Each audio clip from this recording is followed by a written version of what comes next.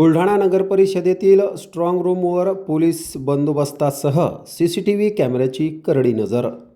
नगर परिषदेच्या निवडणुकीसाठी मतदान प्रक्रिया पार पडली असून निवडणुकीचा निकाल 3 डिसेंबर रोजी येणार होता, परंतु जिल्ह्यातल्या काही ठिकाणच्या निवडणूक प्रक्रिया पूर्ण न झाल्याने ज्या ठिकाणच्या निवडणुका बाकी आहेत त्या ठिकाणी 20 डिसेंबर रोजी मतदान प्रक्रिया पार पाडली जाणार असून 21 डिसेंबर रोजी मतदानाचा निकाल घोषित केला जाणार आहे। त्यामुळे बुलढाणा जिल्ह्यातील 10 नगर परिषदांच्या निवडणूक प्रक्रिया पूर्ण झालेल्या नगर परिषदांच्या परिसरात स्ट्रॉंग रूममध्ये ह्या EVM मशीन्स ठेवण्यात आल्या आहेत।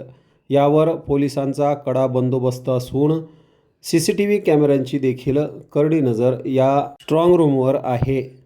21 डिसेंबर रोजी या 11ही नगर परिषदांचा निकाल घोषित होणार असल्याची माहिती मिळत आहे।